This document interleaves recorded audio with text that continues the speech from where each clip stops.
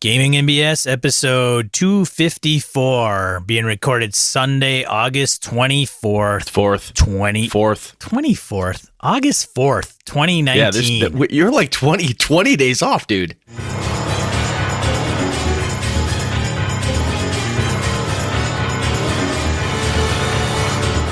Welcome to Gaming NBS, a tabletop RPG podcast. I'm Sean. And I'm Brett. Welcome to the show. Welcome back, everybody. Intros are hard. I'm getting Sean a calendar for Christmas this coming year, so it'll be pretty cool. Something he can hang right up by his monitor. He can check off every day. It'll be awesome.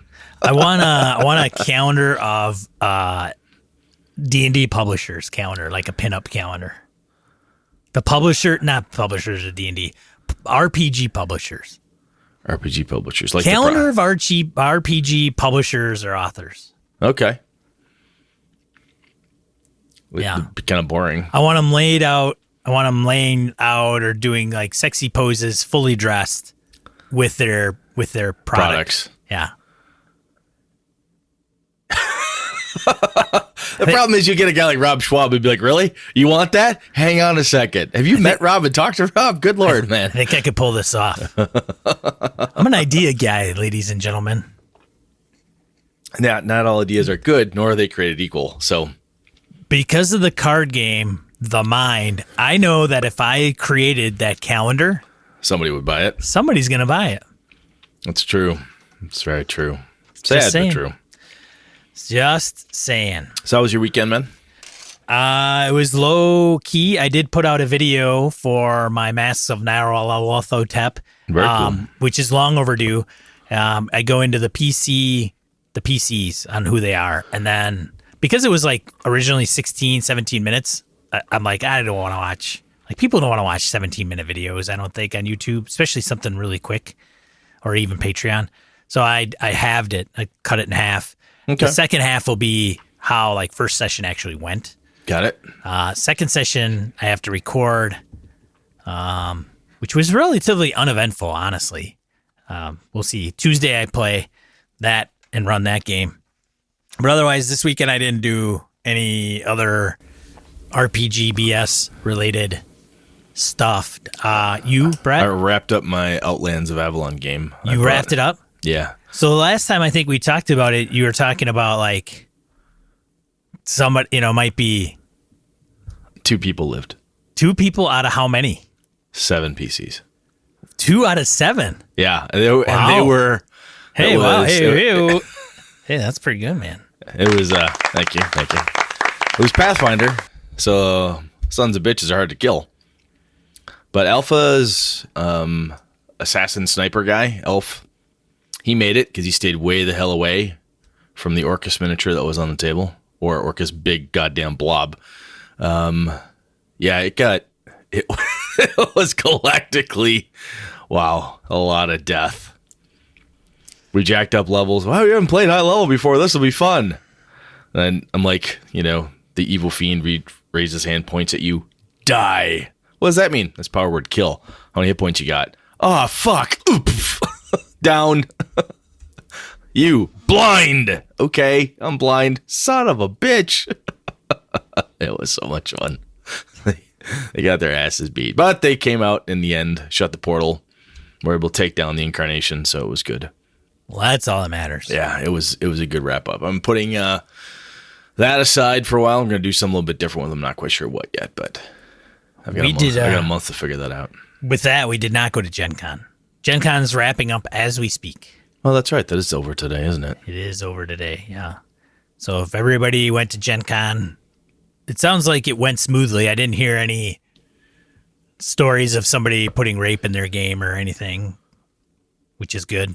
I saw a couple people were annoyed at the this was not written by Zach Smith covers on some of the Lamentations books. Oh, really? Yeah.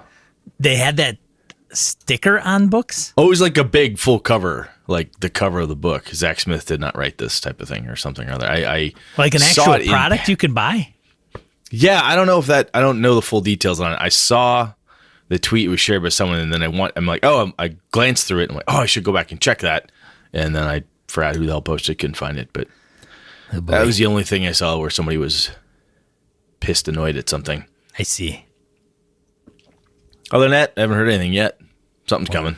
Somebody's gonna be somebody had a shitty time. No. I'm sure it went fine for everybody. Of course. All 60,000 people had a wonderful time. Yes. No one was annoyed ever. It's Gen Con.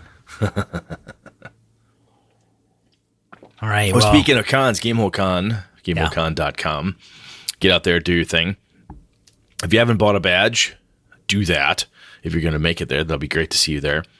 Hopefully, if you've got games that you want to run, if you'd like to run them under the Gaming BS banner, we're still very open to that. We'd be happy to help you promote your game as well. So if you've got a game like, hey, I'm going to be running this thing. It's not D&D. It's not X, Y, or Z. I want to run Fiasco. I want to run The Mind or something crazy. And you want to do it, and you'd like us to tell folks, hey, what's going down and whatnot. Because if you're one of our BSers, that means you're good people and you're good gamers. So other people will enjoy playing with you. I will guarantee it. So yeah, let us know if you got something cooking.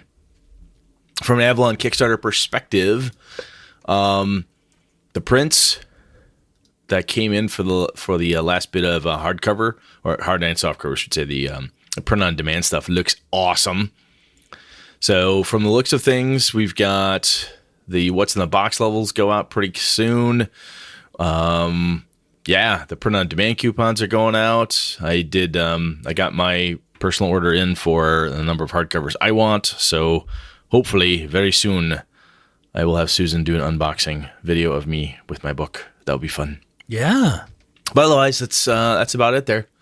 Going pretty well. Well, that's excellent. Let's see. I think that is about it. Oh, evercon.org. I should mention that too. Our website is live. We're a ways out, so it's in January. What we found is that if we go too hard, too crazy with like ad campaign and so forth this time of year, a lot of our con attendees like, what? January? Fuck off. I'll talk to you in October. So we'll ramp up the activities there. But if you want to get your discounted badges, if you want to enter your games and so forth, now is the time to do that. You can start doing that right now. You can get in on the discounted badges, which will help save you a few shekels at the door. So that's out there, evercon.org. Check it out. Anything else, Sean? We good? No, I think we're good. All right, let's random encounter. All right. Alrighty, random encounter. Got quite a few to get through this week. You want me to start? You can start. You start. Old school DM, Randy the House of Farmer writes in. I think maybe his first time. No, he's written in before. Has he? Oh, it's been a while. But we were woefully wrong before.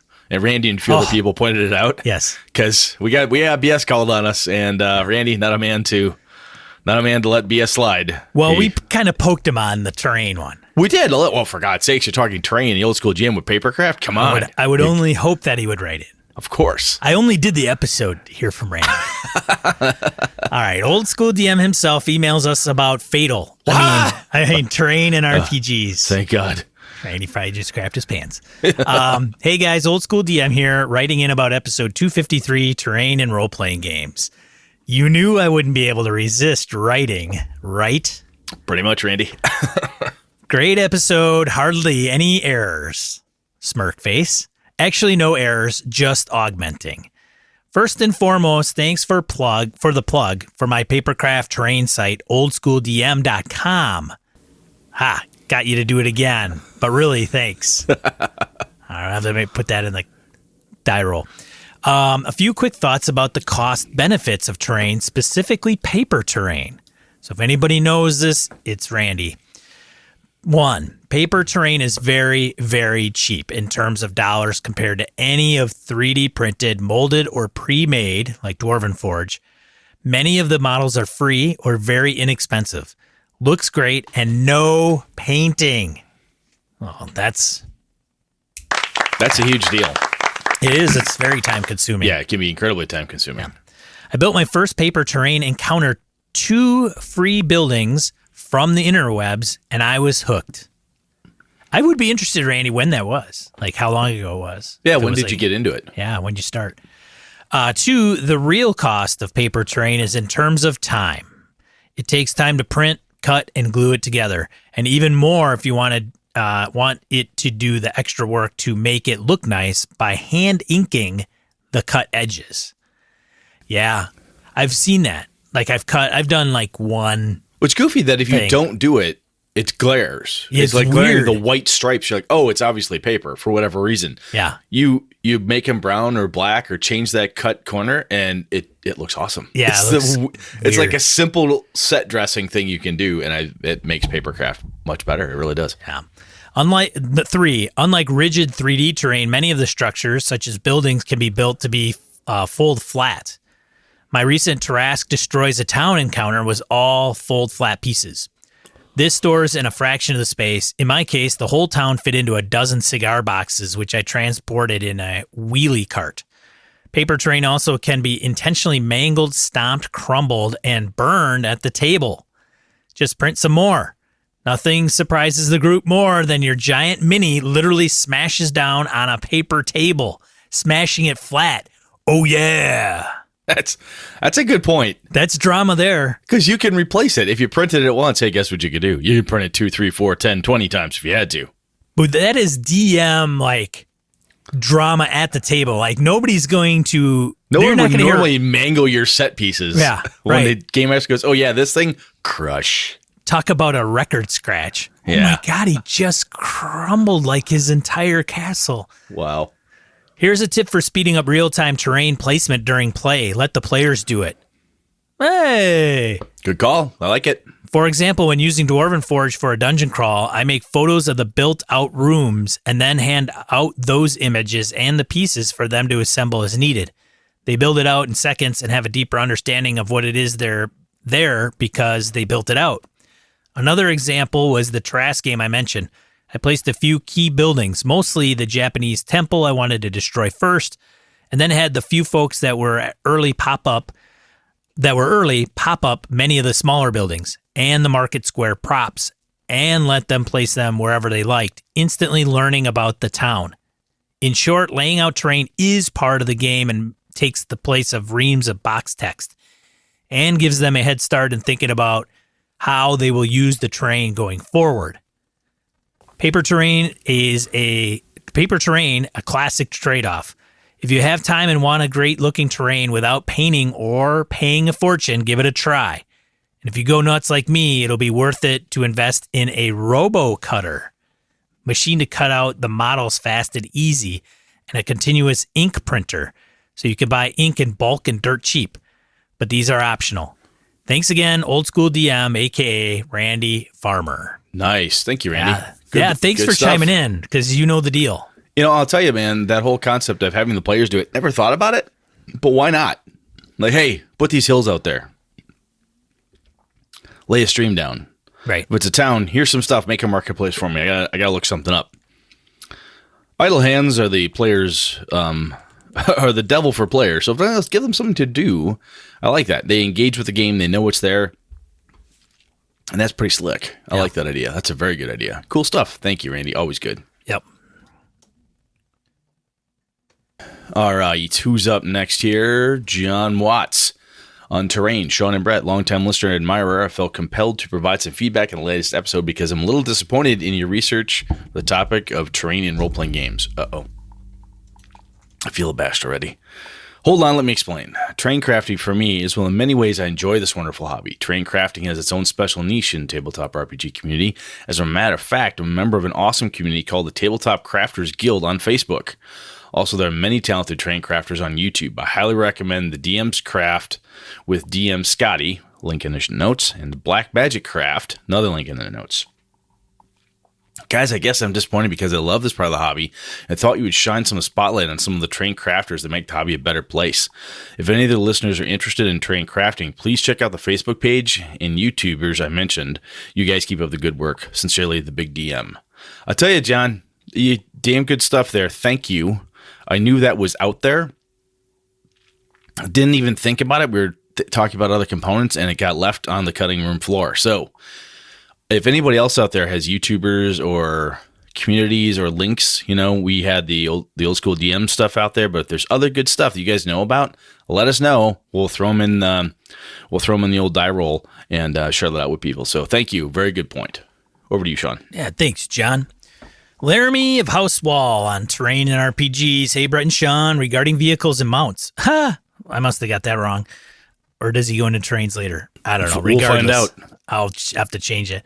While I do think the bought and forgot method is dominant, they can be fun to catch people up on. One note I would like to add that I don't think you really touched on here, though you have in the past, is the chase. That difference in gear can make all the difference in a chase.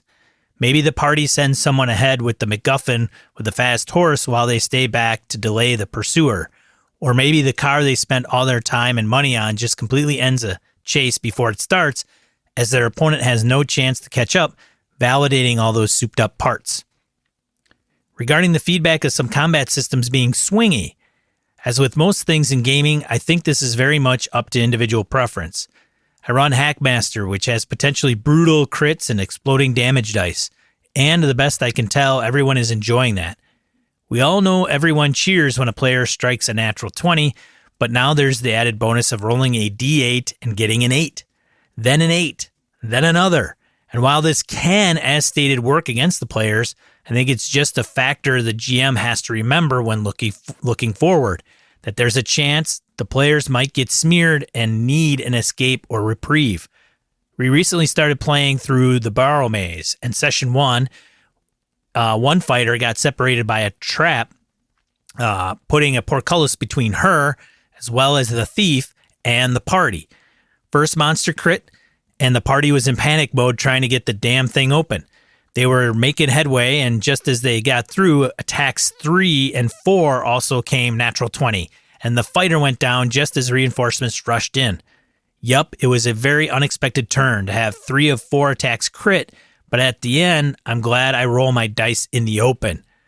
They won that fight fair and square, no GM fudging, and got to walk out, heads held high all the way to town.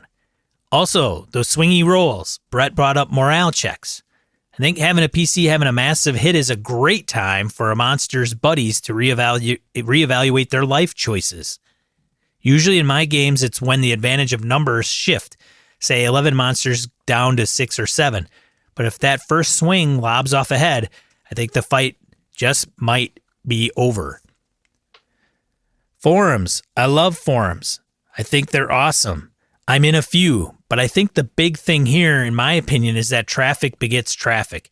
If someone checks the forum 3 times and there's no new posts, they will be less inclined to keep checking. That said, I am one of those people that would rather not be in Facebook any more than necessary and really miss G+.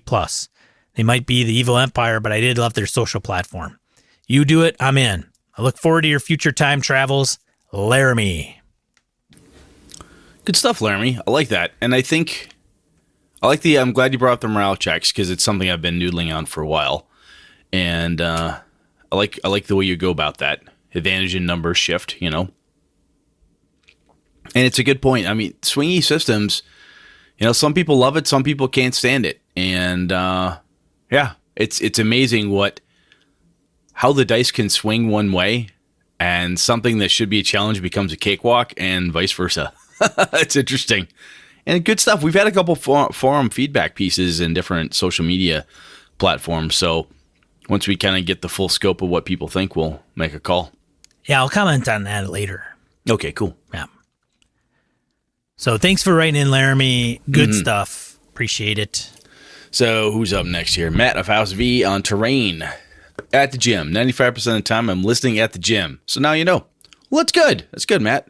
I can't remember how that got spurred, but I don't remember. Where are you listening? Where are you? What's going on? I think we were asking him where he's listening. I have tried to listen to podcasts at the gym, and I can't. When I'm on a treadmill and I'm lifting, I'm doing something, I can't do it. It's got to be like death metal or something. Oh, my God. Treadmill. Well, I understand the different thing you can listen to. Yeah. But just running on a treadmill with nothing is got to be the worst form of torture. No, I can't do that. Next to waterboarding. Next to that, yes. Yeah. Next to it. And Close second. And watching someone write in your books. Oh. Yeah, that's bad too. True. Anyway, I'm never prepared. I was ready to say this has never happened to me as an adult where a game was sprung on me, but apparently I forgot about it when I was in FPS or PFS regularly.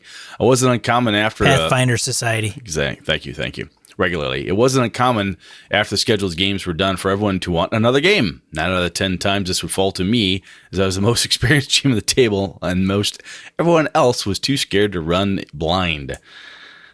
This took care of characters, and there were pre-gens if someone didn't have a character that in the proper range.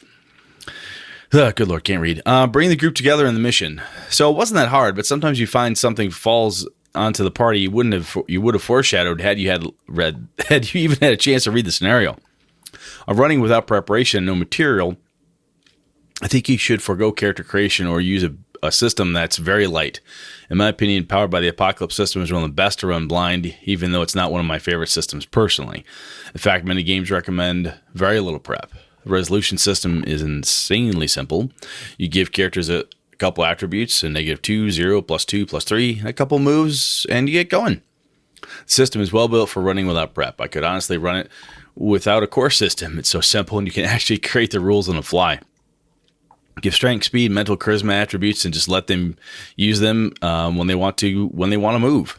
Give them a 9 to 6 health, and hits do 1 damage. It'd run fine. And it's meant to be more narrative than crunch anyway. But also anything with some kind of society play has several missions, pre-gens, and pretty easy to run. And meant to be slotted in about 3 to 4 hours. These are all good options. Many Savage World systems have pre-gens and 1 pages, most are for free, which only take an hour or 2 to run. Fate would be pretty easy, but that's weird to play without Session 0. Shadowrun has numerous missions and tons of pre-gens.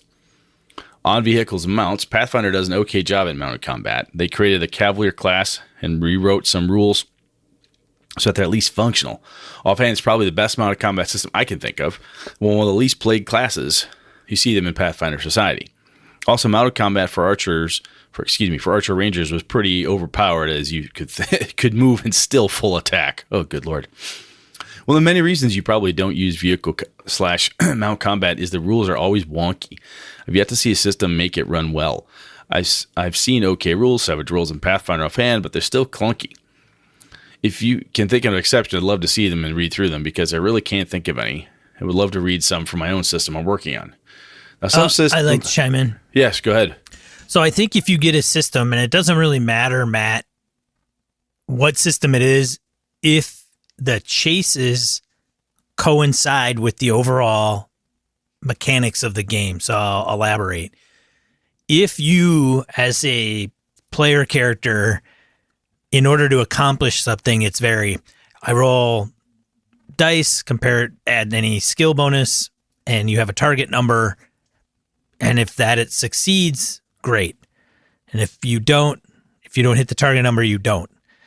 If you have a system that's like that and it coincides and crosses over into a chase, then I think it's a system that probably is less wonky, right? So it's same with Star Wars Fantasy Flight games.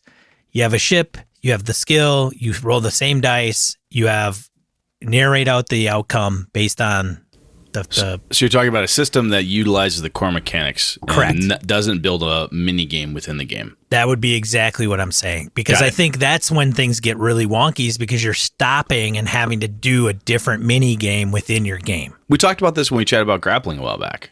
Yeah. Yeah. And even chases too. Yeah. And I don't know if it crosses over very well necessarily, but at least then you're not like, stop, break out these pages of the book, reread them. Oh, figure this out, figure that out. Resolve. Continue, sir. That's all I want to say. Fair. Now, some systems do a pretty good job with chases and incorporate some combat, but as soon as you move into combat in vehicles without a chase, it breaks down again. Well, I've never ran/played Starfinder. They seem to have some decent rule for keeping everyone engaged in starship combat. On terrain. I had a shit ton of Legos as a kid. I started gaming at 12 and made use of them. I had the cool pirate ships, which were nice for ship-to-ship combat. I had castles. We even had Legos instead of minis. Pretty sure the rules weren't followed that closely, but it sure was fun. Unfortunately, I got rid of them in my late teens or early 20s. Wish I still had them because I'd like to try them again. My main friendly local gaming store is a Warhammer store, so I've used their terrain a little for our Pathfinder Society, but for the most part, I haven't used terrain in 15 years or so. I honestly like the idea of terrain, but don't see myself using it now. First, I have a negative 10 to crafting and always roll at disadvantage. Oh, Jesus, that's bad, man. Second, Second, I am pretty frugal, and they aren't something I could use a lot. I rarely run the same type of setting. I'm about to circle back to fantasy, and it's been a little over 5 years. It would sadden me to spend that money for a one use every 5 years, plus storage space. Has so many board games and RPGs that it's already hard to find space for, and I still have like 3 Kickstarters coming in. I know you feel, bro. If I had someone who loved to make it, though, I'd use it in more tactical games. However, the grid map works for me just fine, and is much faster. Unless, as you said, you had enough pieces to do the entire dungeon. Also, I've been running more zone-based games, which really don't benefit nearly as much from terrain. Games like Pathfinder, Savage Worlds, and 4E, though, really do benefit a lot, in my opinion. I love vision blocking on map tools so people couldn't even see around the corners. Having one guy around that corner and go, oh shit, is always a fun moment. This guy has some good ways to make dungeons on the cheap. If you want a link, we've got a YouTube link there from our buddy here, so thank you very much. And he hints at today, Temple of Elemental Evil. I bought the PC game twice, 2 different versions. Had it for over 20 years. I've had at least 5 computers in that time. Haven't been able to get it to run on any of them. So it is, in fact, unplayable. Oh, that's not quite what I meant, but okay. Good. Nice stuff, man. Goodness. All right. Thank you, Matt. Thanks, Matt. Blake of House Ryan on Temple of Elemental Evil. Good day. My first game as a player was in the Temple of Elemental Evil. For those who don't know, the Temple of Elemental Evil was a first through 10th mega dungeon module and first AD&D set in the lands of Greyhawk. I thought it was 1 through 9, Blake. Just saying. Checking. Keep reading. There are over 400 rooms. It is a mega dungeon. Years later, I ran Temple of Elemental Evil with the group. And the group took the throne down to level 4 and died. Insert new group to rescue their friends/cousins. There are chances to set the factions against each other in some neat elemental planar exploration. One bit I like is there's a chance to rescue a noble, which means you would normally escort them out, which gives the dungeon inhabitants a chance to regroup. My tip to GMs is to have them followed. The activities of dungeon forces should not be confined to the dungeon. If I ran it again, I would have more chances for fight escalation due to the close proximity of many of the rooms. Black Hawk down, eat your heart out. My only criticism of the modules seems like they did not have a clear idea of the ongoing bad guy. Zugmatoy, the fungus demon, is one of the big bads, but there's no mention of her in the moat house of the first 200 rooms of the dungeon. Likewise, there is a Loth cultist in the moat house, and then one room to a Loth cultist on level 3. Since there are dozens of rooms dedicated to the competing elemental factions in the temple, I think they should have had a stronger subplot with just one big bad instead of having Ayuz, Loth, and Zugmatoy kind of involved. Keep the zip-zaps rolling, fellas. Blight Ryan. Good stuff.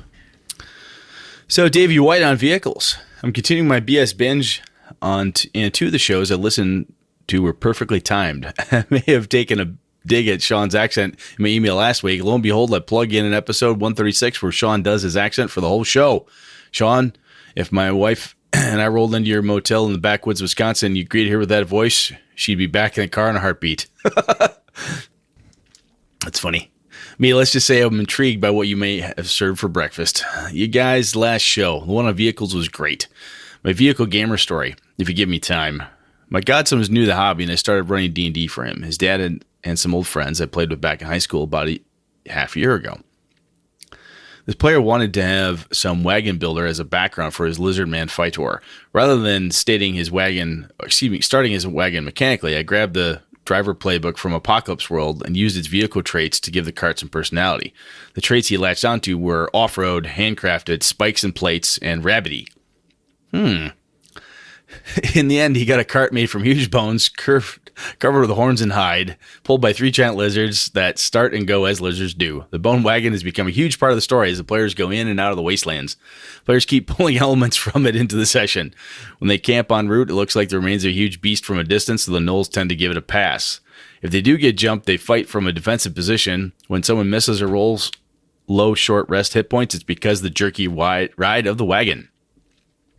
In one combat, a lizard, the big one with the most hit points, got a name because got its name and became a highlight when we decided they should be able to fight back should something get in range. It scored a crit, decapitated one of the gnolls in one shot. Awesome times. In short, the vehicle has been a great addition to the party and story.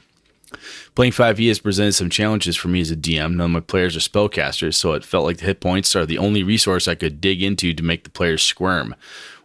With the wagon as another dial to play with, it's opened up another part of the game. They need to bring that thing and pack the loot and hide out in. They protect it. Anyway, all the best and thanks for your hard work, Davey White. Very cool. I like that idea. Lizard. I like the idea. Big old lizard wagon. Thanks, nice. Davey. And so your wife doesn't like my accent, huh? Okay. Nobody does, Sean. Aww. Aww. Wah, wah, wah.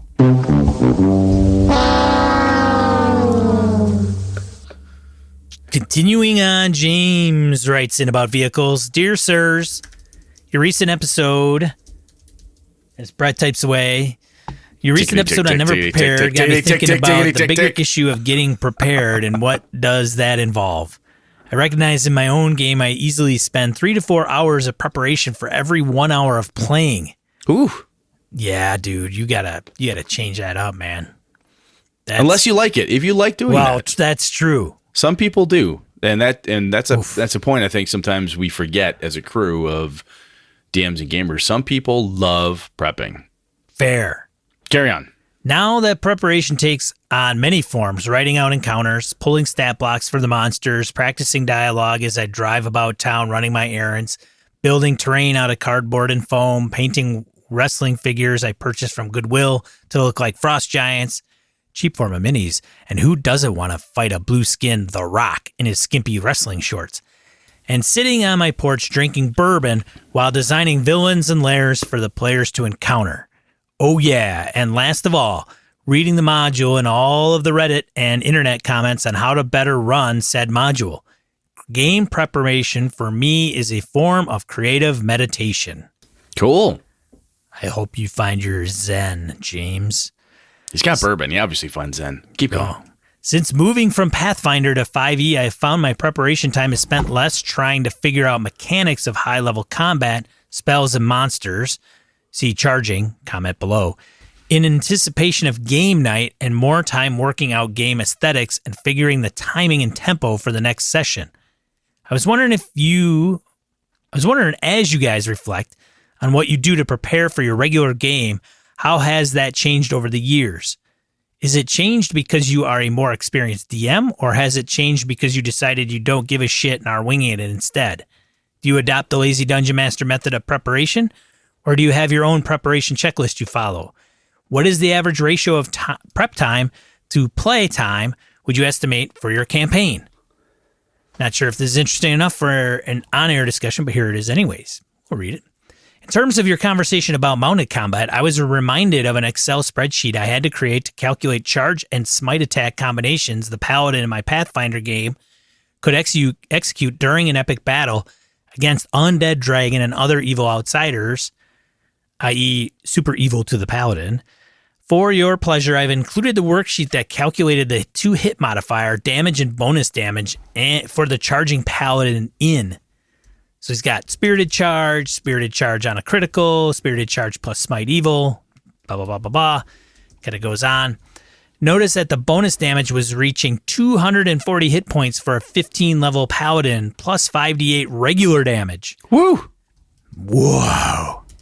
I think, Brett, the reason people stopped doing mounted combat is because it used to be too complicated, even though the damage was epic.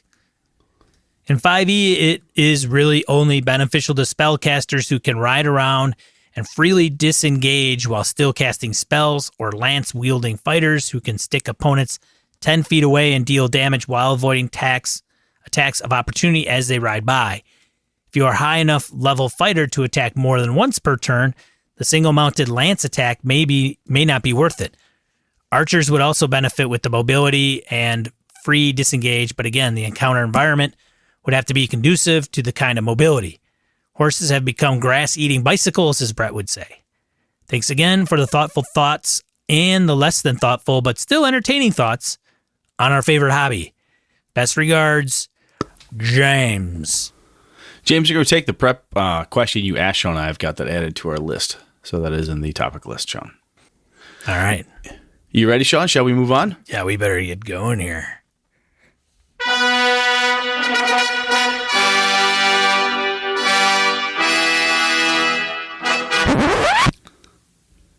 All right, Brett. You ready? Temple of Elemental Evil. Ooh. All right, Sean. So before we go too much further, have you ever run the Temple of Elemental Evil? First edition. I don't recall I don't think I've ever run it. Have you ever played in it? I think I've played in it. I don't know. If I did, it would have been when I was like 14. It's hard to remember. Okay. Dude, I have a hard time remembering yesterday. That's true. You're older than me. I am. Yeah. Yeah.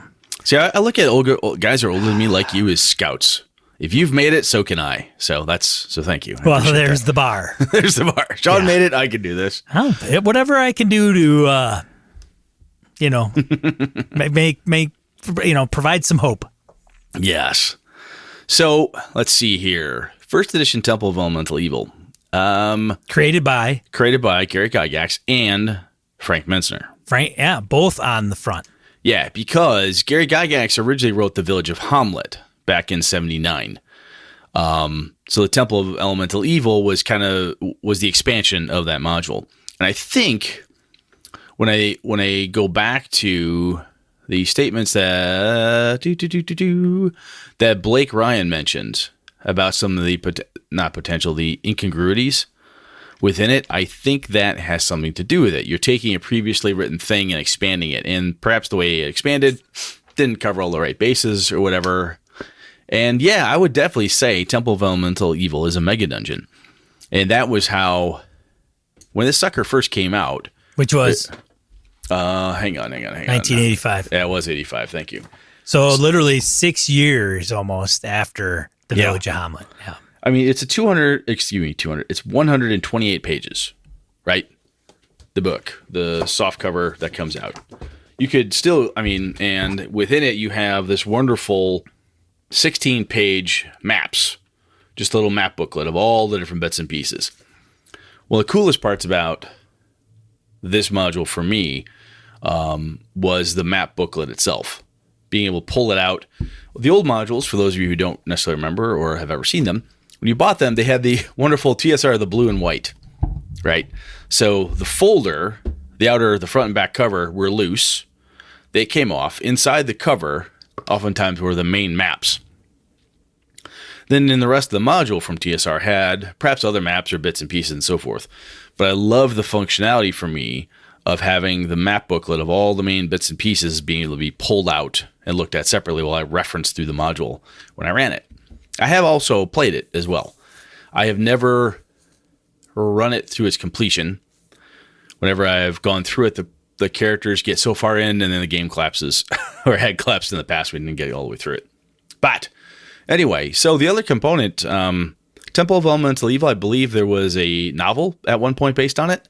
There was a computer game, as we referenced, and then Monty Cook back in the 3.0 days did the return to the Temple of Elemental Evil. And there's an Elemental Evil hardcover adventure for 5th edition, so it's still out there, right? Elemental Evil. Yeah, Elemental Evil. It's out there. No, that's that's Princess of the Apocalypse, isn't it? No. For 5e? 5e. No. Yeah. Mm-hmm. No. All right. Anyway. So what do you, when you think Temple of Elemental Evil, what do you think about it? I was paging through it. It's levels 1 through 8, by the way. Uh-huh. Yeah. I don't know. It seemed relatively... Village of Hamlet I bought it separately from the Temple of Elemental Evil. I was reading some of the box text. Some of it doesn't make sense to me. I mean, it makes sense to me, but it doesn't, right? So there's like box text. I remember. Oh, sorry, you're correct. Prince of the Apocalypse is the homage to the temple. You're right. Correct. My bad. I forgot the name. Yeah. I confused. Brett was Googling frantically to prove I'm like, wrong. oh my God, what am I confusing this with? Because I think he's right. And I had to find it out right away. So yes, you are correct. Keep going. But I was reading the box text of one particular area the PCs would come across, and it went into like, and there's this is where the guy and his wife live with their 4 sons, and they have 16 copper pieces kept under the loose stone in the blah, blah, blah, and I'm like, how in the hell would anybody know that from just approaching a door?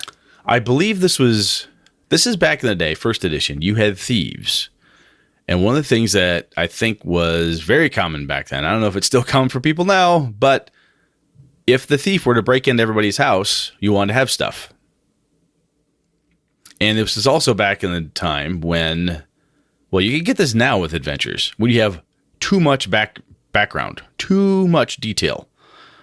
This is mega dungeons like this. They're, for publication, this is still fairly new territory. I mean, granted, somebody will say, yes, there's been larger ones or whatever the case is, but I don't think a real critical eye towards how much detail is too much detail. I don't think that's been around for quite as long as some of these modules. So I get your point, and I absolutely agree with you. Because if to read through it, you slog through a lot of stuff like, oh my God, how did he keep this in my mind? Oh my God, do I have to memorize all this? No, you don't. You just don't. The village of Hamlet and Nulb, the little bitty town you can bump into, there's a lot of garbage detail. Tons of it. I mean, you can find out the blacksmith lives here under a loose stone. You could find a +1 dagger, and over here you could find this, and over there you can find that. When I ran it, good group of players. They're good PCs. They came in, went to the moat house, the first big thing. They come back, kind of got their asses handed to them, and some of the villagers provided them with some of the goods. Like, oh, you were doing a good deal, a good deed. Here's something I can do to help you. So they were actually using that money and whatever, I was using it as a source of reward or income, something to help the players move along. That's what I had done with it. But be that as it may, in the Temple of Elemental Evil, you start out in the village of Hamlet. So spoilers, everybody, if you don't want to know this stuff, stop listening. It's been out since like 79, this part of it, so I think we're past the spoiler range. So you're in this wonderful little town of Hamlet, and then there's the moat house. This game, very much, I mean, these are the types of adventures, like there's a dungeon over there. You're going there, right? There's not a lot of rhyme or reasons to why you're just gonna. I mean, this is, you and I have talked about this. There's, what the hell do I have to do to tell people, look, there's a dungeon over there with a dragon? Well, what's my motivation? No, you're here to play D&D. Go fucking clear out the moat house, Do you agree or no? So the moat house I mean, I know what the premise of going to the temple was, but is that tie into the moat house? Is that moat different? House is the first stop, dude. I know, but the reason players are going to go there. So the reasons, getting ahead of this, but the reasons the players go to the temple is because there's a lot of shit that's coming out of the temple. Correct. Right? And then there was a force that went in, and I don't think they did very well. Right, mm-hmm. And you've got the different provinces of Greyhawk that are sending troops there and all that, whatever. But regardless, the temple remains kind of not even secluded is maybe but it's in place, and there's baddies that are there, and some even bandits that are operating out of it and evil. So the players are kind of under the, hey, go to the temple and get rid of the evil. Well, you start in the village of Hamlet. I know that, but what about the moat house? Is that just, hey, go check out the moat house? Or is that also a source of evil? It's a source of evil. Lareth the Beautiful is the horrible evil person that's there. But the moat house is kind of where you go to get your chops. You're a first level adventurer, right? Yes. And you want to go there because there are things you can do to get you level up and so forth. And if I'm remembering it all correctly, I perused this a while ago, you're going to find clues, and you're going to find information, and you're going to get ready to go after the actual temple itself. things get skeevier and harder to deal with as you move up towards Nulb and make your way to the actual temple. Gotcha. Oh, because there's agents secretly plan to re-enter the temple and free the demoness. Yes. Zugdmoy. The demon queen of fungus. Which is in prison there. Mm-hmm. I see. Okay. What's interesting, and Blake mentioned this earlier, is that depending on what you do, my recollection of reading it, and I did not reread the entire thing in preparation for this, but there's data and there's clues and stuff hidden, but in this older school method, it was very important to read the whole adventure and to go through in some way, shape, or form, make mental notes, take notes of some kind, like, hey, are there any serious clues that we have to give out or that we should make sure the players have? Then again, this is also at a point when, if you fail to find a clue, you just fail to find a clue. So you could easily stumble through chunks of this adventure and not even realize who Zugtmoy is or Ayuz is involved or any of that stuff. Fair? Yes. You're looking something up. Scramble. No.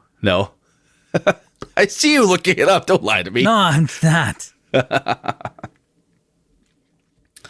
So one of the other things that is interesting to me is this adventure has always been it's in Greyhawk, in the world of Greyhawk, the Flaness. And I've always thought about, when I think about Greyhawk, I think about this style of adventure. There's demons, a demoness, demon queen of fungus. You've got Ayuz, the terrible from his own land. He's basically a Cambion demigod type of thing that lives in the north. There's a lot of big bad stuff, right? And it doesn't, how do I want to say this? In Greyhawk, the gods and demons and devils and so that they walk the earth, right? They're there, they're around. And for whatever reason, when I was growing up playing, that wasn't as common or didn't feel as common, or that's always been, at least in homebrew worlds and stuff, but that's always been a Greyhawk piece to me, where that stuff is always there. The thing I liked about the adventure the most is when I always wanted to run like a huge adventure. I wanted to run a big thing, and I had no idea how to do it. A big dungeon of some kind.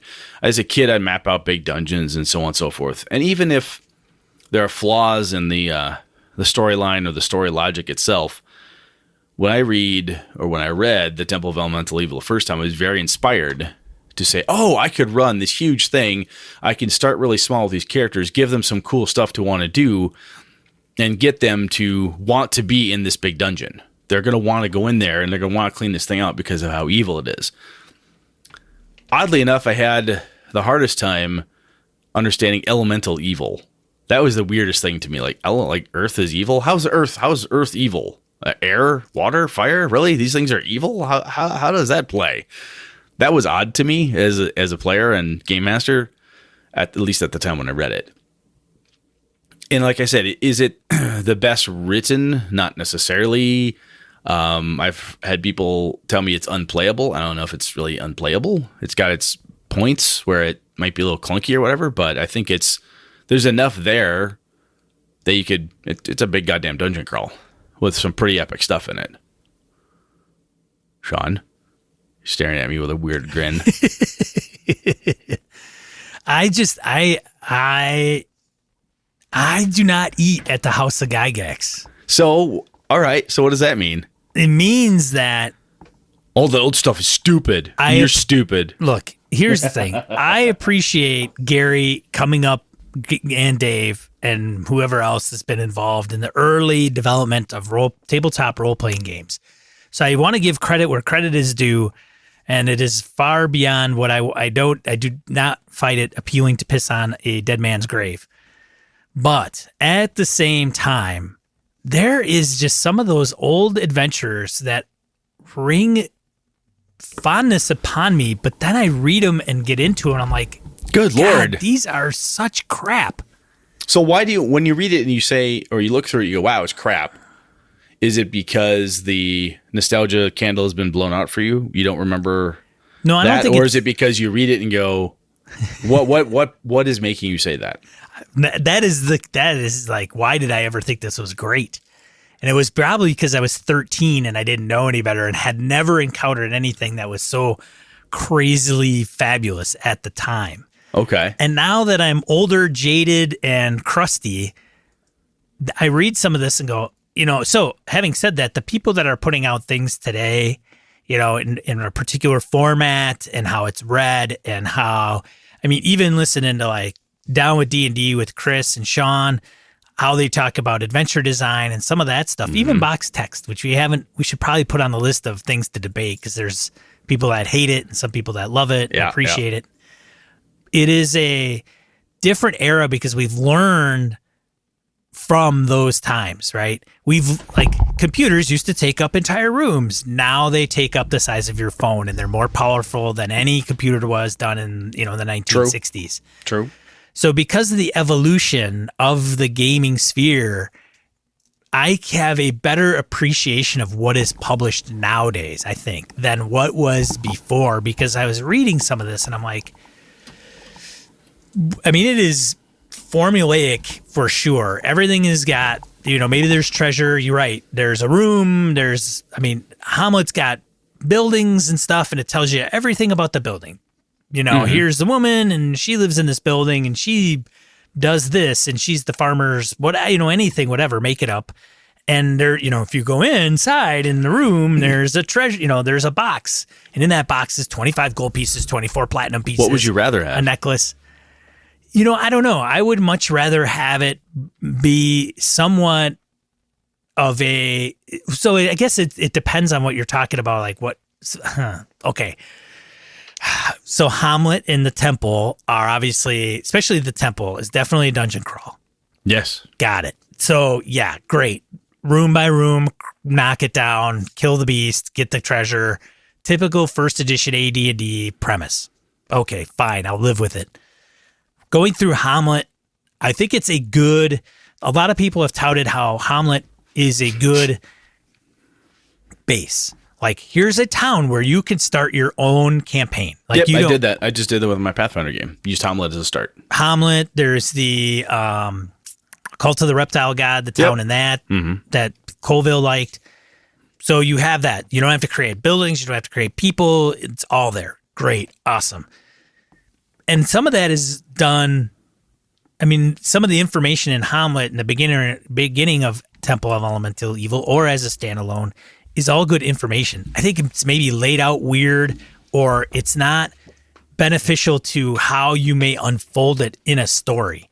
Okay. Right? So if you have, hey, this is woman's house, blah, blah, blah, blah, blah. You're not going to know that unless you understand that, right? It would be like walking into a town and going, oh, that's Brett's house. Well, who the fuck is Brett? Right? You only know who Brett is unless you go like to the tavern and you know who Brett is. And then he says, hey, come on back to my house. We'll have a beer and we'll shoot some arrows. Oh, okay, great. Now I know where Brett's house is. So if I'm the tour guide, then I could say, oh, that's Brett's house. Like so you want the module to do all the work for you. Well, I think that there is a reason there is a module. Yeah. Right. So it provides you this sandbox environment with all these details. And you can then say, hey, I'm going to have the farmer in the town and they'll have the players meet him. They may choose never to meet him or never talk to him and never to go back to his house for a beer, but they had the chance and I had the details if they needed it. So it may not necessarily be Hamlet. It's like, it's not well guided. No. So I think that's what you're getting at here. It is. It's a very laid out strange. Like if you were to read like The Lost Men of Phandelver, there is like in a chunk, right? In a particular layout, there is every little person that you might meet that is of somewhat significance that would really kind of give you a side quest. So you know those. So as soon as you go up to the building, you run into Mary or Jane or John, you automatically can page to that section where it's going to be, oh, this is what they're going to be talking about. This is their motivation. They have a purpose and a goal and things they'll say. They have a purpose and a goal and sure, you could break into their house. Maybe they have a treasure chest full of crap, but it's really not that. It's can you go into the woods and find my pin? My pin was stolen by a goblin. So I look at an older module like this and I say, I am going to have to do work. Yeah. A lot. because the module is not designed, which now, if you look at like bang for your buck type of thing, look, if I bought this adventure and I paid $50 for this hardcover, I open it up and I'm like, wow, it doesn't have a very clear guide as to, at least the players could take it off the rails. You could do whatever you want, but say, hey, this is how things probably could go, very clear path to follow or paths or options and so forth. If it's not very clear and if there isn't purpose, if the detail within isn't purposeful, if it's potentially extraneous, it's not laid out well, right? Seems like kind of a waste. We look at the original Temple of Elemental Evil and a lot of those older adventures. It's there, I believe, because at the time, I don't know what the Dungeon Master who reads this is going to want to do. They could do the idea of breaking anything, doing whatever you want. The Game Master is the final authority. Some of those NPCs could easily become PCs. You could hire them. You never know what could be done. And I think there was a lot more... How do I do this? So helping the Dungeon Master be a good Dungeon Master for this adventure. How do you run this thing, quote unquote, correctly? Or how do I help you run this adventure? Other than a snippet of box text and a bunch of history and detail for you to absorb, they didn't have another way to do that. Or at least it wasn't approached any differently. You know what I'm saying? Like, hey, here's a bunch of detail. Absorb this, and then there'll be a quiz on Friday. Yeah. Right? So you're saying that is there or it is not?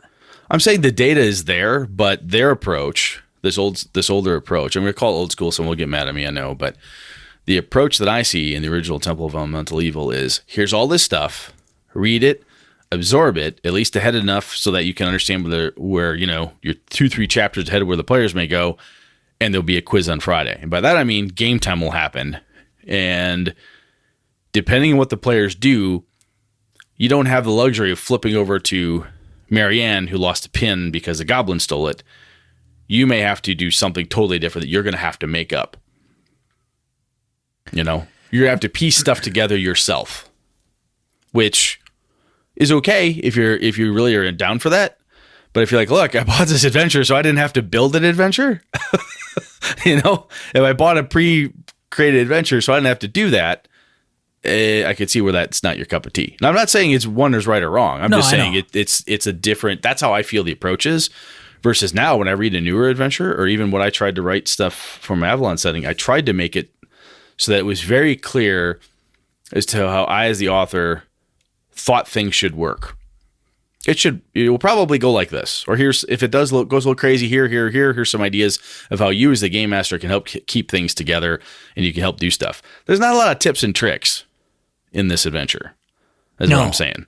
There's like, look, I am assuming you are an ace game master. You're an ace dungeon master. You're going to grab this sucker and you're going to roll with it. And I'll see you at the con and you tell me how it went for you. There's no tips, tricks, or help, really, in my opinion. No, I agree with you. And I think there's a compromise to that piece where it's here's a bunch of stuff, go nuts, versus here's how things could go and how you can use this info. Pick up some of the good Goodman Games adventures for DCC. Yeah. They're like, here, boom.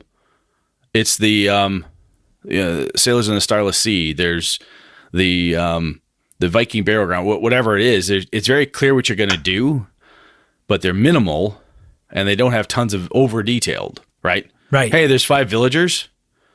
That's it. There's 5 villagers. Oh, and here's the witch, and here's the brigand, and here's this guy. You need to know these people because they actually have stuff for you. The only detail they provide is stuff that's useful for the game master versus extraneous stuff that may be of no use. Sorry, I interrupted you. I'm sorry. No, I was going to say that the Emerald Enchanter has some background of what it's about, but like, unless you're a bard or some mage that rolls, and I roll my Arcana or I roll my Bardic Knowledge so I can remember there were no skills in first edition.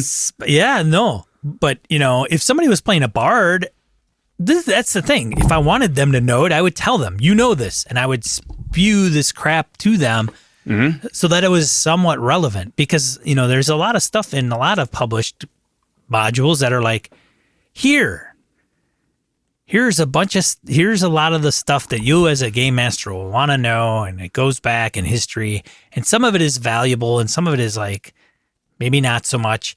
But to make it valuable, you have to give it to the players so that they can kind of absorb it and go, ooh, that's kind of cool. Well, like otherwise, it's legitimately, it's Hamlet, and there's a temple up far, distance off that's sending big bad uglies to our town, and somebody should go up there and get rid of that shit. Yep.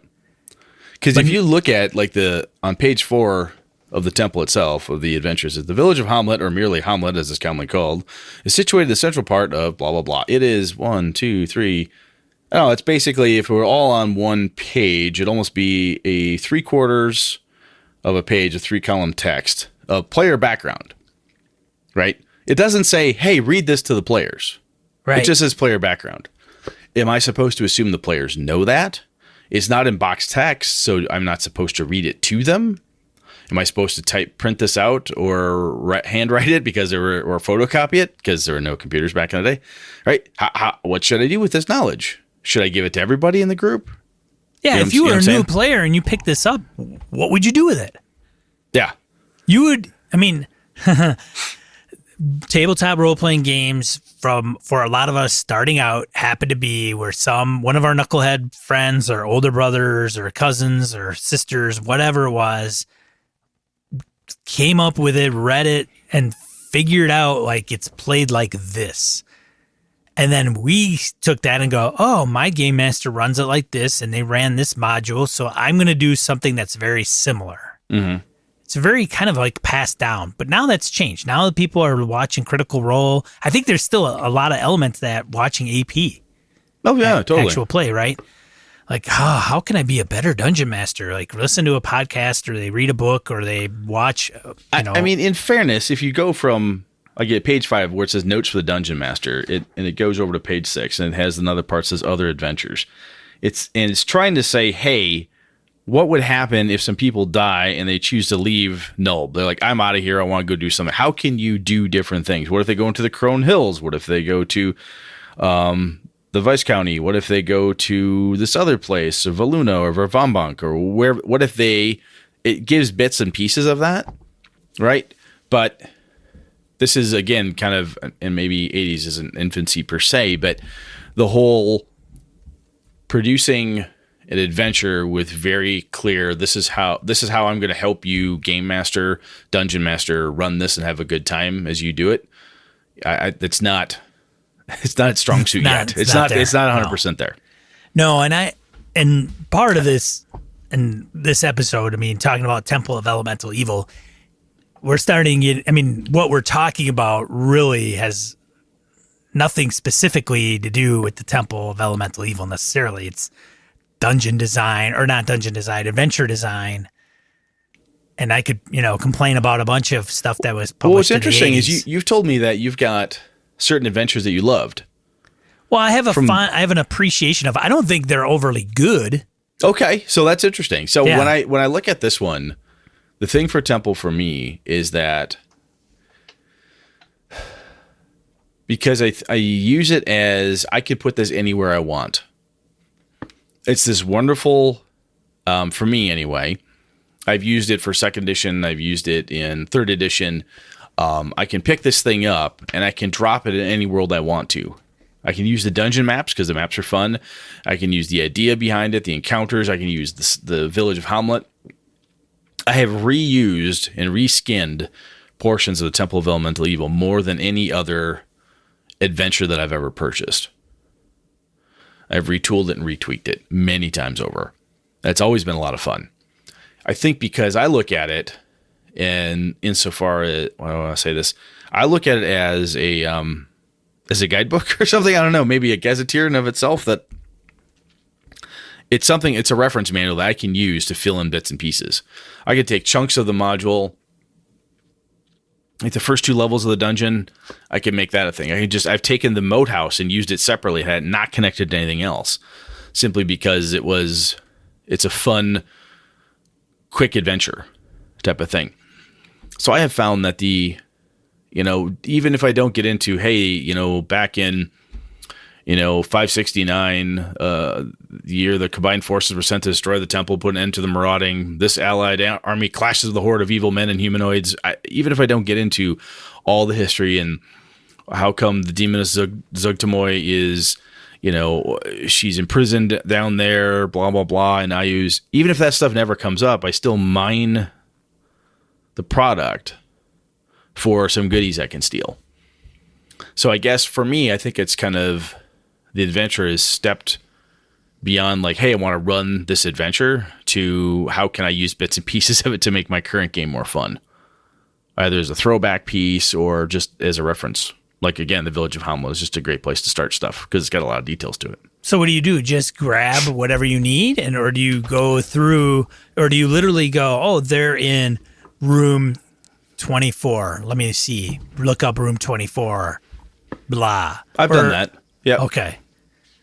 I've done that. Because I think in a mega dungeon, I think the mega dungeons are pretty straightforward. I mean, there isn't a lot of flair to them, in my opinion. I mean, there's not a lot of need for fluff. It's, you're going down a freaking dank dungeon. It's like, you're not going to run into a shit ton of NPCs. You may hear this or you may smell that. Well, the interesting thing about this one is that it's a temple. It's an active temple to evil. So when I use the bits and pieces of it, this is where cultists are hanging out. This is where some evil god is doing something.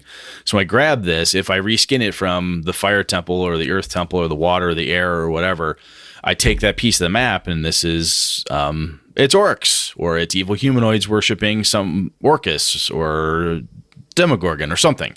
I just reskin it. And because of how it's laid out, for me anyway, I look at it and it has a feel, I don't know, that just it befits these cult temple type underground areas as opposed to a long forgotten tomb or something or a dwarven cavern. I grab this when I need, this is where the cultists are hanging out. This is where the bad evil priest or priestess is trying to summon their horrible evil deity into the world. That I can see as being interesting. And I think as you put different components in a mega dungeon like Temple of Elemental Evil and there's a certain theme or they're hanging out there. Well, and it's also AD&D. So back in AD&D world, level 1 of the dungeon is easier. Is hard times 1. Mm-hmm. Level 2 is hard times 2. Well, the other thing that this module taught me was that if you set things up, the first part of this, again, spoilers, is that there are seals, these seals on these doors in the dungeon. If you break them going in, if you crack the big magical glyphed seal on the doors, whatever, you make shit worse for yourself later on. It gets harder. If you avoid cracking the seals and so forth, it's a little bit, it's not a cakewalk by any stretch. But if you start busting those things out, it makes it worse. So what that did for me when I read that, I'm like, oh, that's neat. If I set something up that it's an alarm or it's, something that, again, these cultists, if I do this, I've created a chain of, I've knocked the first domino down, right? That goes click, click, click, click, click, click, click. And by the time I get to the end, oh, great. There's the horrible evil goddess of fungi that's risen up and son of a bitch. You know why that happened? Yeah, I know. I broke the first 2 fucking seals up front. I realized that was bad in the 4th room, but having that stuff out there is interesting. So anyway, that was a piece I learned from this adventure particularly. And you're right though, in 1st edition, the other thing you don't have knowledge checks, right? Right. There's no skill check that says, hey, roll Arcana. Well, give me a religion roll. See if you know anything about, you heard the term Zugtamoy. You'd look at your friends and go, do you know who Zugtamoy is? Oh, yeah, she's a demon queen of fungus. The game master says, oh, you read that in a book. You're not supposed to know that. Okay, you have to forget he said that. All right, fine, I'll forget you said that. Because if it didn't come up in the game, you didn't know. Right? There's a lot of bits and pieces that some of the history here, St. Cuthbert, the Citadel of Eight, a lot of this stuff that's history in the player section, even the DM section. I think if I were to run this again now, is a 1st edition Greyhawk game. It's been so long since the people that I game with have played in it. I would say, look, here's the deal.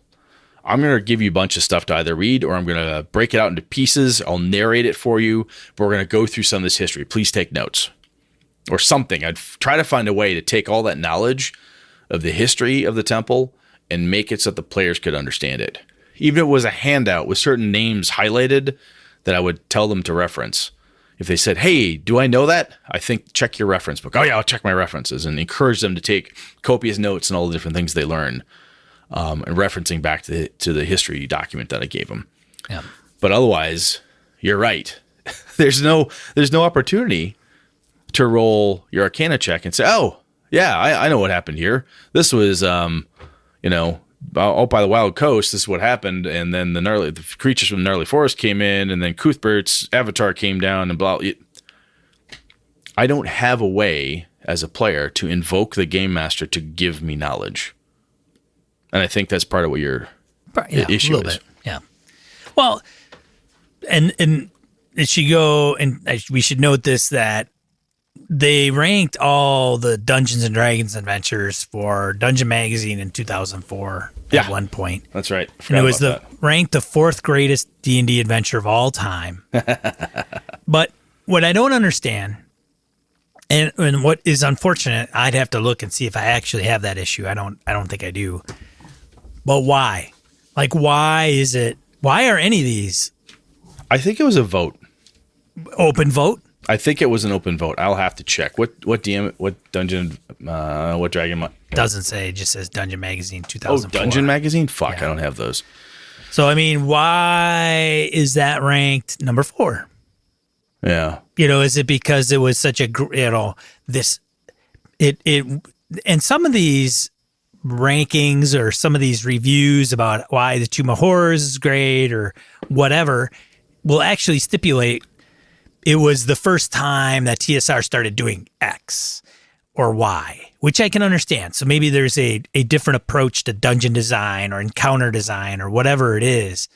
Maybe it's, hey, this is the first time they implemented box text. It was crazy and people's minds blew apart. Yeah, I didn't even know what that was. Right. Yeah. Or was it the first time? I think this may have been an open vote. I don't recall. It probably was. And then what happens is you get a lot of knuckleheads like me that are like, it was just so great. I remember when it was 14, I went through it and it was so awesome. And then I'm like reading it when I'm a lot older than 14 going, I don't know. And then you've got the nerve to say you wonder why you lost the wonderment. Nothing's fun anymore. I just don't understand. It's not up to new standards. It is very different, though. If you take, I'm giving you shit, but you're right. I know. But if you take, for example, like Tomb of Annihilation, which is pre-published, it's one. I don't read all of them. I don't have Storm King's Thunder. I don't have Princess of Apocalypse. But I read something like Temple of the Elemental Evil, and I really want to love it. Like I want to grab it, I want to read it, I want to absorb it, and then run it, and it's great, and it's awesome, and it's gonna be so fun. But I read the Tomb of Annihilation, and there's, even when I don't even use half the crap that's in there, like, oh, okay, the party is here, what happens? And I kind of go with the flow, but I don't have to implement what's in the module. As a matter of fact, there's times when I forget what the locations are, even though it'll say, hey, the players will stay in this hotel or whatever, this inn. Of course, I'm just winging it and like, yep, you're in the end of Nyan Zarat to whatever, Nyan Zaru. My point is that the way they're constructed, how they're portrayed, how the information is laid out is just so much better, in my opinion. I agree. And if the other thing that a lot of the older adventures had is every room could be a very self-contained unit. Again, because you did not always have, and I don't remember if this is in there in detail, but you didn't always have, hey, by the way, if a huge fight breaks out in here, the fire temple will pull up stakes and leave the dungeon. Oh, if you've killed this, and this, the water temple probably collapses and goes away. I would just empty out that part of the dungeon. There's no treasure for the PCs to find, or whatever happens. Yeah. Everything is a room with a monster, room with a monster, room with a monster. There's connections and linkages and so forth, and sometimes, but often it's run one event right after the other. Now, if you look at the Return to Temple of Elemental Evil that Monty Cook did, good old Cookie Monster, this is the 14th level 3.0 adventure. This has your wonderful, hey, here's size and scope. This one has Tharizdun, which is the Elder Elemental Eye. Tharizdun is a great, crazy god of chaos and whatnot. It has evil elementals. History as the locals know it. True history. Zugtamoy, Ayus, the fall of the temple. And it has a wonderful thing here on page 6. The course of the adventure, part 1, part 2, part 3. The changing, the conclusion. Oh, and next up here on page 7 is character hooks. To begin the adventure, all that is really needed is that the PCs be in Hamlet with time on their hands. Adventurers worthy of the name should have great trouble resisting the temptation to explore the infamous moat house and perhaps even the ruins of the feared temple of elemental evil. So there's bullet points here. The party learns about this. One or more characters is a descendant from. It has a list of things. 1, 2, 3, 4, 5. 5 quick bullet points that said, hey, this is how you can get some people involved. It's helping you, right? Which is more to what we're used to now. Right. If I bought a module, I'm like, wow, this sounds cool. It's really neat. How the hell do I get anyone to give a fuck about going to Temple of Elemental Evil? Well, it's sending horrible evil monsters out. Okay. How come Rufus and Byrne, the wizard and warrior that live in Hamlet, and other bigger, more powerful NPCs like, oh, I don't know, Mordenkainen, come and fucking deal with it? Why do I have to deal with it? I'm a first level plebe. Why would I fight this? Hooks and reasons to be there. These are things that we often take for granted now. And I think that at the time it was often assumed, look, you're here to play D&D. Just sit down to play D&D. And there's something to be said for that, right? In the older module approach. Look, you came here to play Dungeons and Dragons. Sit down and fucking play Dungeons and Dragons. And if I have to drag you by the nose and help, well, I don't know if my character would do that. Go make a character that would do that, please. You know, that's kind of table stakes in a way. Does that make sense? Yes. You don't like it though. No, I do, and we should note that Return of the Temple of Elemental Evil was published in 2001, and is the sequel to the original. Absolutely, and was used under the 3.0 rules. I don't know if 3.5 was out yet. No, 3.0. I think it was 3.0, yeah. 3rd edition, yep. Still set in Greyhawk. And it's probably the almost, like, if you just took that, I mean, it's just the same thing, probably rewritten and laid out better. Oh, it's an awesome adventure. I've gone through, I've read it a few times. I have played through it. My buddy Lenny ran it. Excuse me. It's a lot of fun. Because the premise is the same. Very similar, yes. The cult is there. You've got Hamlet that's there. Locations shift around. Some things are different, of course. You got to keep it fresh. But you now have a game system that has skill checks and so forth and so on. You have a mechanism within the game system to help the players get data and so forth. There's a lot of really cool stuff in there. But my buddy Lenny loves this adventure, and he has enough figures because he likes to play this tactically on a grid, so that every room, every encounter, he has enough Kuatoa, enough of this to fill the room as needed. So that was a goal he had. I will have enough figures to outfit this entire adventure, and he does. It's a pretty hefty tome too. What the hell is the sucker clock in at here? Flip this over. We're looking at 188 pages here. And it's levels 4 through 14. 4 through 14. Yeah. This also has a wonderful full color pull-out, little maps of Hamlet, the temple, all the different cool pieces. So this is a son of a gun too. This is a tough one to get through. So I don't know about you, Brett. Unless you're playing AD&D or you have a certain motivation to run the original Temple of Elemental Evil, and you don't want to run Princes of the Apocalypse, because I don't know how that ties in. I know it is, but I'm not sure to what extent. I would personally run Return. Yeah, Return is a very good adventure. And I could probably port it to 5e relatively easily. Oh, fuck yeah. Even if you didn't change a whole lot, it has ascending armor class, hit points. It's not hard. Right. So one of the crazy ideas that my friends and I come up with, we sit down and say, you know what we should do? What should we do? Brett should run the original Temple of Elemental Evil. Yeah. And then whatever happens in it, then Lenny runs the Return to Temple of Elemental Evil, modifying it based on what happens in Brett's game. Oh yeah, that'd be really cool. That'd be really cool. Different game system. That'd be fun. That's never gonna happen because we're all in our 40s and 50s. We wouldn't have time for that shit. Maybe this will be a gamer's retirement home plan, but that's. I know Prince of the Apocalypse is out too. Then Alpha will be like, hey, when you're done with that, I'll run 5e, Prince of the Apocalypse. I'll do that variation of it. Maybe that's what we'll do.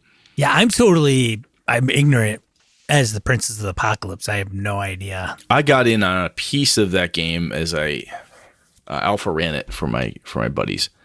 I wasn't able to make the game, but I got in on a couple sessions, but I don't know enough about that one. And we should say that from the Temple of Elemental Evil to the return to the Temple in game, 9 years later. Yes, it's 9 years. I don't know what it is. The Princes, and the Princes takes place in Faerun and the Forgotten Realms too. Yeah. Which would be that ruins it for me. Does it?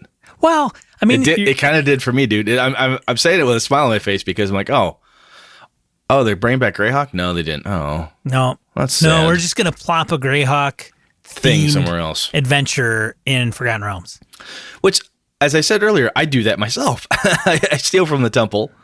Yeah, I put it other places, but yeah. When it's an official thing, oh, come on, bring me a Greyhawk back. Yeah. Which is, I guess, whatever, Wizards. But it would have been, I mean, would have killed them just to keep the same geography? Don't know. I don't know. But I can see why some people would name this an unplayable or a very difficult dungeon for all the reasons you said. It's not always very clear. Motivations on some of it does seem there's a lot of stuff you are probably not going to find out. A couple of the levels are pretty sketch, and when I say that, I mean there's not a lot of super detail on some of them. They seem very okay. You're on this level, you should be able to figure this out for yourself. Here's the special rooms, but otherwise fill these other rooms, type of thing. Well, is there any theme as you go along? Are you going into rooms and uncovering a journal that'll explain what they're doing and how they're doing it and what you have to do as far as objectives? Yeah, there's information to be found. You know, you come into a room, it's got more symbols on it. Oh, this is the symbol of the fire temple. This is the symbol of this, and so on. The orb of the golden death. Oh, that's a thing you find out, or excuse me, and so on. But it's not. This is the days of player skill, right? Right. And dungeon master skill. If you don't have a skill check, if you fail to search that room, you don't find the secret door, and the hidden room has the clue in it, you're fucked for that clue. It ain't going to show up. So I could see where some people wouldn't necessarily like it. I could see other people who love that aesthetic and love everything about it would be like, no, this is perfect. It's a wonderful thing. It's huge. It's a mega dungeon. Yep. And I think the most beautiful part about a mega dungeon like this, even if you don't use the whole thing and you like old school 1E, style adventuring, because it's a mega dungeon like Borrow Maze and Rapanathak and so on, you can take it and break it into chunks. Sure. You can absolutely steal it and bends, fold, spindle, mutilate this sucker and use it in lots of different ways, which is by the reason, like I say, I like it. There is part of me that does want to run a mega dungeon on Roll20 with dynamic lighting and Fog of War, and they're trudging through and they, can't see what's in front of them, and it's genuinely like, hey, there's tokens and all that other stuff. I mean, it would be the 2D version of a, 3D dungeon, right? Like, yeah, but I would probably do it more. Yeah, I mean, I would probably do 5e. Pathfinder, in that respect, would probably appeal to me just a little bit because then you are laying everything out tactically. Mm-hmm. And if you're in there and you're like, well, where are you? How far away am I? I don't know. Look at the screen, count the squares. That's literally how far away you are. Yep. 5e, you can ambiguously. Or if you did Borrow Maze with BX or Labyrinth Lord or whatever, Right. You could get away without having to have a complete grid. True. And markers and so forth. Usually this is where you're at. You could even use markers and say, you're all in the room. Right. Figure it out. Yeah. So part of me, I mean, it does kind of, the dynamic lighting of Roll20, to get on a side tangent, is pretty interesting because literally, like, if you have a torch, you don't have a torch, you have infravision, that's all, you cool. Can see that. Yeah. It's displayed appropriately. Anyways, I don't know. I'd have to check out the Return of Temple Elemental Evil. It does somewhat appeal to me in checking it out, but not the old one to some degree, but I don't know if I would sit down and run that sucker. I don't know. Yeah, I could totally see it. Yeah, like I say, I mean, it was... I look at it when I want to steal stuff from it most often. When I'm running something, I'll parse through, oh yeah, I want a piece of this, or I want to use Hamlet or whatever. But every once in a while, when I think, oh, I should run a big first edition game, that one tends to creep back in my hands. Like, I wonder if I should do this again. Will I ever do it again from soup to nuts? I don't know. But I had fun when I ran it twice. I had fun. I played in it twice. I've always had a good time with it. And even though we were using the 1E rules, and I played it in high school, I played it as an adult out of college, as full grown up with marriage and the whole bit. I played it there, ran it that way. I had a really good time with it. So I think if you do play it now, get into the 1E aesthetic, that whole old school approach, and you'll appreciate it a lot better. If you approach it with a, dare I say, more modern sensibility or a different thought to it, and you're like, well, it should have this, or, oh, this is broken, oh, I wish it had. Yeah, don't do that. You're not going to enjoy it at all. If you're going to get into it, sign up. It says on the outside of the box what's on the inside of the box, kids, so be prepared, and I think you can have a good time. If you have similar thoughts on what we've discussed, whether it be Temple of Elemental Evil or something else, maybe one rings true for you, maybe it's more on Brett's side or my side, let us know.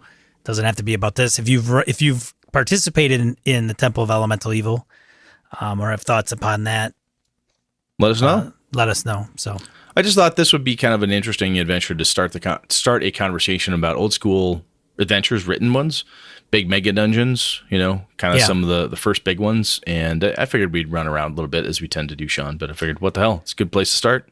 Yeah. And if we do them down the road, and if you want to hear us discuss specific pieces of it, let us know. I am going to have a couple that'll probably come to fruition, and we'll revise things a little better or differently, I guess. Not necessarily better, but.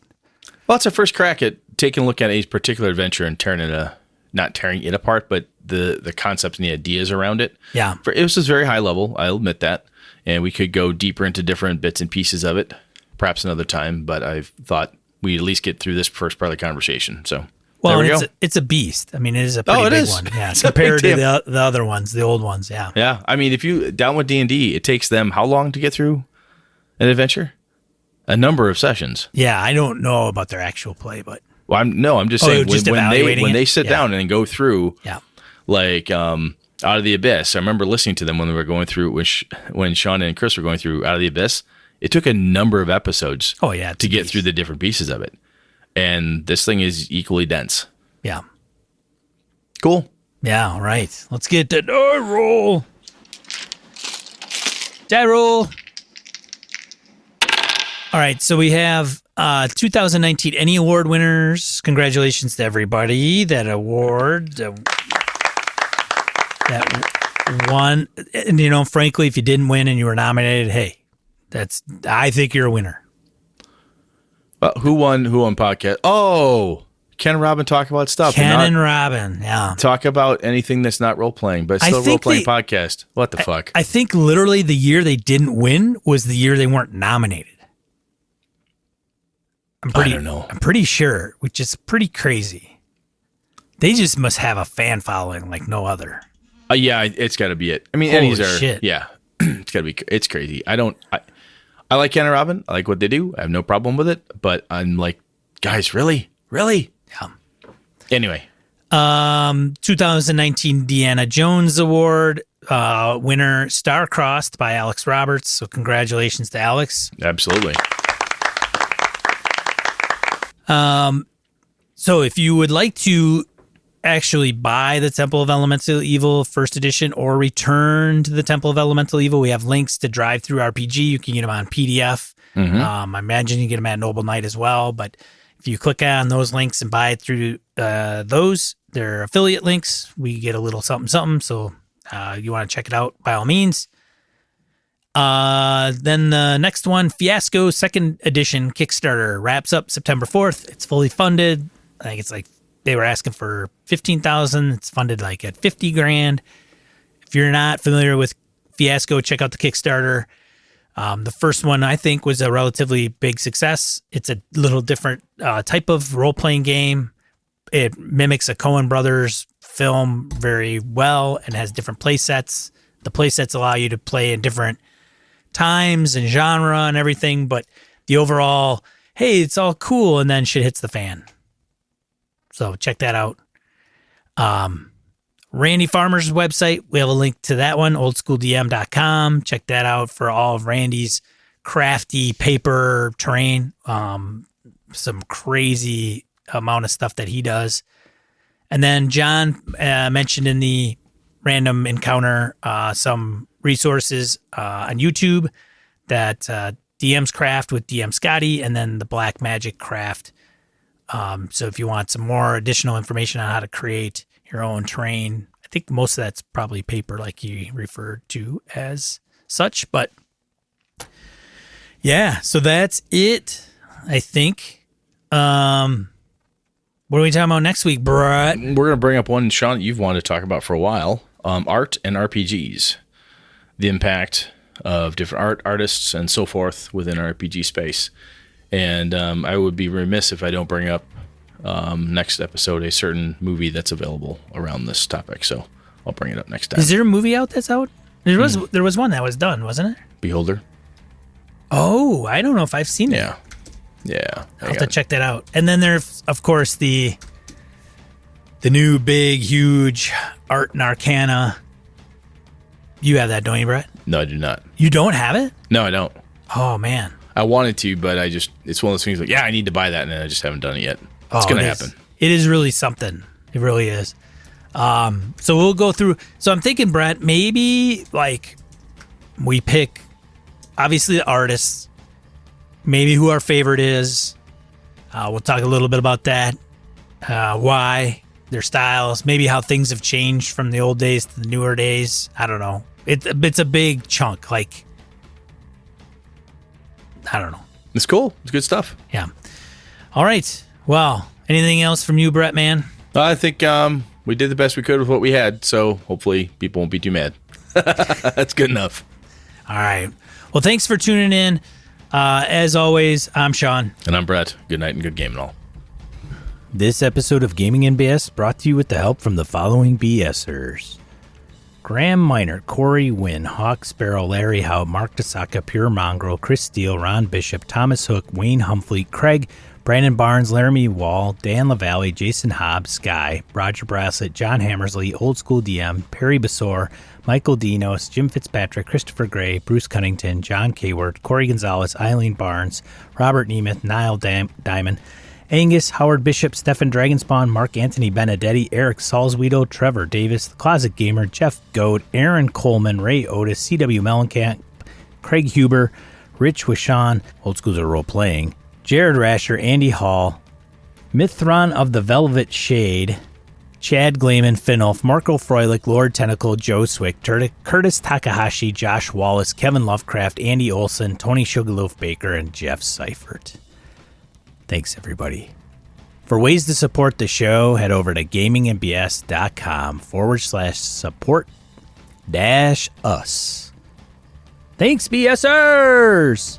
This has been a Litterbox Studio production.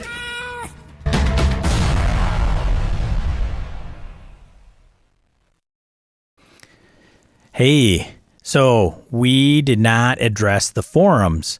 So in the last episode, we talked about Misdirected Mark putting out their own online forums for their community. And they're making them public, so anybody can use them, actually. Whether you listen to them or not, there may be some good interaction there. So we certainly encourage you to check them out. We contemplated maybe it's something we should do for you. We did put a poll up on Twitter and Facebook. If you haven't looked at those, they'll probably remain up there for a little while. But nonetheless, we're not going to make a decision either way right now. It hasn't been definitive yes or no. It's kind of been a mixed bag, which is not a big surprise for a variety of different reasons. So for right now, they're on hold. And when we do look at things like that, we'll certainly, determine whether it's mobile friendly and if it makes sense. And we'll probably want to pay for something similar to that or something like that because, if we pay for it, there'll be a level of quality that we would actually prefer. We want to be conscious of spam. We also want to be active ourselves and have it moderated to ensure it doesn't turn into a complete shitstorm online. So we are conscious of those things. But for now, there isn't any real answer. So the answer for me would be it still depends. Have a good night or day wherever you are, and thanks for listening.